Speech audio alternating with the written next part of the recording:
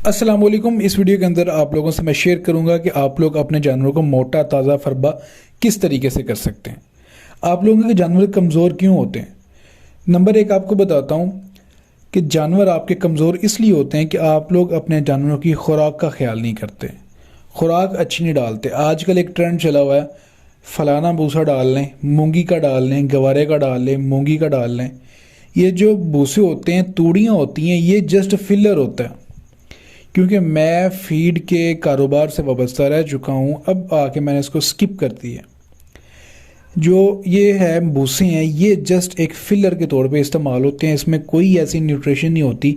4-5 CP होती है, 4-5 protein पे आपका जानवर नहीं पल सकता। ठीक है। जो लोग अपना मिस्सा भूसा सेल करने के लिए कहते हैं मूंगी के अंदर 8 है, गवारे के अंदर 10 है, मूंगफली के भूसे के अंदर 12 है, तो ऐसा बिल्कुल नहीं है। मैक्सिमम जो मूंगी का भूसा है उसमें 8 से 9 प्रोटीन है, इससे ऊपर प्रोटीन नहीं है। और जो गंदम का भूसा है उसके अंदर 4 से 5 है। लेकिन गंदम का भूसा उन दूसरों की निस्बत बेस्ट है। उसकी वजह ये है कि ये आपको गंदम का जो तूड़ी है, गंदम का भूसा है, 12 महीने आपको मिलेगी। आप लोग इसको आसानी से जानवरों के लिए इस्तेमाल कर सकते हैं, कहीं से भी आपको आसानी से मिल जाएगी। इसमें आप वंडा वगैरह ऐड करके जानवरों को खिलाएं। जो दूसरे हैं, एक तो मौसम में मिलेंगे, सीजनल है। दूसरा, ये गंदे बहुत होते हैं, इसमें रेत लाजमी आती है। ख़ास करके आपको मूंगी का अगर मिस्सा हो और दूसरा मूंगफली का हो, इसमें रेत लाजमी आएगी। तो मेहरबानी करके आप लोग अपने जानवरों को या लूसन डाल लें, सब्ज़ चारा डाल लें, या गंदम की तूड़ी के अंदर आप लोग चोकर, खल, सूखी रोटियां और जो दाल के करा वगैरह होता है उनको मिक्स करके आप एक अच्छा वंडा तैयार करके जानवरों को दे सकते हैं। ठीक है। जानवरों की आपने खुराक का ख्याल करना है। ओके, हो गया। दूसरी बात, आप लोगों ने अपने जानवरों की डिवर्मिंग लाजमी करनी है। ख़ास तौर पे जिन लोगों ने जानवर रखे हुए हैं घरों की छतों के ऊपर, या वैसे नॉर्मल अपना शहरों में कोई 5-10 जानवर जो हैं एक प्लॉट के अंदर ही एक छोटा मोटा सेटअप बना के रखे हुए हैं।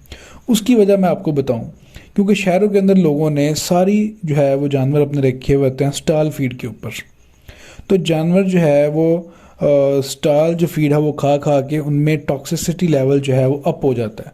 मतलब कि किसी ना किसी किस्म की तूड़ी इस्तेमाल कर ली, दालों के कड़े इस्तेमाल कर लिए, कोई छिलके इस्तेमाल कर रही है, रोटियां इस्तेमाल कर ली, तो इसमें मिट्टी, डस्ट, ये चीज़ें आती रहती हैं और जानवरों को डिवर्मिंग की ज़्यादा ज़रूरत पड़ती है।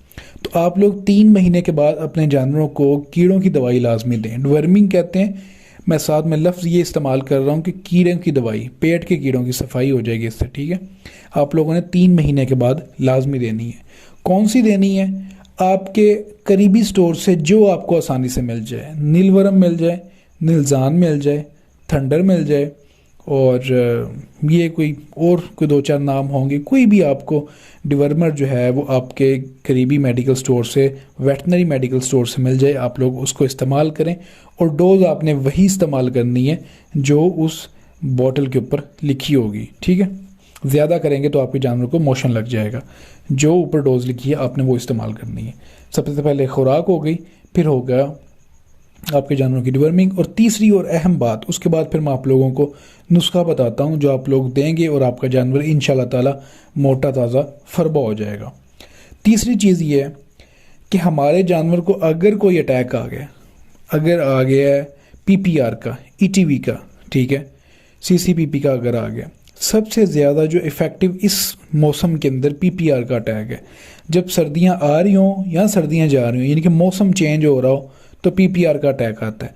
इसमें सबसे पहले आपने ये ख़ास ख्याल रखना है कि आप लोगों ने इस मौसम के अंदर कोई भी जानवर जो है वो अपने बाड़े के अंदर इन नहीं करना, यानी कि मंडी से परचेज़ करके अपने बाड़े में नहीं डालना। अगर आपने मंडी से परचेज़ कर भी लिया तो आपने कम से कम 15 दिन के लिए उसको क्वारंटाइन करना है। 15 दिन के लिए उसको अलहदा रखना है, उसको अलहदा प्रोटोकॉल देने हैं, देखना है अगर बीमार नहीं हुआ, बिल्कुल ओके है, तो कम से कम 15, नहीं तो आप 20 दिन तक उसको दूसरे जानवरों से अलहदा रखें। 20 दिन अलहदा रखें, उसके बाद जानवरों में शामिल करें। ठीक है। जब पीपीआर हो जाता है उसमें मुमकिन होता है कि आपका 60 to 70%, यानी कि 60 से 70% जानवर आपका ज़ाया हो जाएगा। 30 से 40% अगर आपका जानवर बच भी जाए तो आप जो मर्जी कर लें, फुल जोर लगा लें, आपका जानवर वो चीज़ नहीं बनेगा जो बन सकता होगा। क्योंकि पीपीआर के अंदर उसके फेफड़े उड़ जाएंगे, ठीक है। उसके अंदर एंटीबायोटिक इतने हैवी लगते हैं, स्टीरॉयड इतने हैवी लगते हैं, एक तो बीमारी की वजह से फेफड़े उड़ जाते हैं, दूसरा इंजेक्शन इतने हैवी लगते हैं कि जानवर आपके फेफड़े अंदर से ख़त्म हो जाते हैं। जानवर जो है जो खाएगा उसको लगेगा नहीं। तो इसका सबसे बेहतर हल है, अगर आपके जानवर को पीपीआर का अटैक हुआ है तो उसको फिल फॉर सेल कर दें, ठीक है। या अगर इब्तदाई जो है वो दिन है, आप लोगों ने इलाज कर लिया, जानवर कवर हो गया, दैट्स गुड। अगर क्रिटिकल सिचुएशन है, जानवर काफ़ी ज़्यादा आपका जो है वो असरअंदाज हो गया, तो आप लोगों ने जानवर अगर ठीक होता है तो उसको रखना नहीं है, उसको सेल कर देना। वो वजह ये है कि जानवर जो है वो आपका ख़र्चा बहुत ज़्यादा करवाएगा, उसके ऊपर पैसे बहुत लगेंगे, रिजल्ट नहीं आएगा।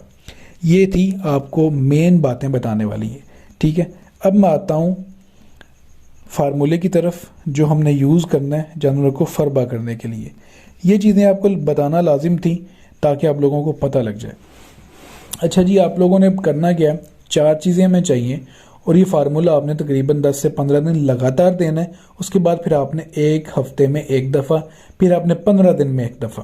पहले आपने 10 दिन लगातार, फिर हफ्ते में 1 दफ़ा, फिर 15 दिन में 1 दफ़ा, ठीक है। 15 दिन में 1 दफ़ा आपने देते जाना है और इसे ऐसे कंटिन्यू करना है। सबसे पहले मैं आपको बता दूं, आपने लेनी है हल्दी 20 ग्राम। ये एक जानवर की खुराक आपको बताऊंगा। आपने हल्दी 20 ग्राम लेनी है, 50 ग्राम आपने दही लेना है, 20 ग्राम आपने तेल लेना है और 10 ग्राम आपने नमक लेना है, ठीक है। हल्दी, दही, तेल और नमक, ये 4 चीज़ें मैंने आपको बता दी हैं, ठीक हो गया। तेल आपने कौन सा लेना है, अब सर्दियां हैं तो आपने तिलों का तेल लेना है, ठीक है। कुछ लोग कहेंगे यार कि दही ठंडा होगा, यार इतने से कुछ नहीं होता। दही जो प्रोटीन का सोर्स है और इतना ज़्यादा ठंडा नहीं है कि जानवर जो है वो जुड़ के खड़ा हो जाए। इसमें हमने हल्दी भी ऐड करनी है, नमक भी ऐड करना है और तिलों का तेल भी ऐड करना है, ठीक है। तो ये सर्दियां हैं, सर्दियों में आपने दोपहर के वक्त देना, तकरीबन 12 बजे के करीब। जब जानवर ने सुबह का चारा खा लिया हो तो आप लोगों ने 12 बजे के करीब जो है वो अपने जानवर को इस्तेमाल करवाना है। ये 4 चीज़ें आपने लगातार अपने जानवरों को पहले 10 दिन देनी है, उसके बाद फिर आपने हफ्ते में 1 दफ़ा देनी है, फिर आप लोगों ने 15 दिन के बाद 1 दफ़ा देनी है और इसको फिर 15 दिन के बाद ऐसे कंटिन्यू करते रहना है। इंशाल्लाह ताला आपके जानवर में चमक आएगी, बहुत ज़्यादा आपके जानवर जो हैं वो शाइन करेंगे, उनकी जो है खाल खुलेगी और हाजमे के जितने मसाइल हैं वो ख़त्म हो जाएंगे। सोकड़ा पड़ा हुआ आपके जानवर को वो भी ठीक हो जाएगा और भूख से उसकी मतवजी हुई है फिर भी ठीक हो जाएगा। इंशाल्लाह ताला आपके जानवर जो हैं वो कुछ भी खाएंगे तो उनको लगेगा, उनका हाजमा बेहतर हो जाएगा।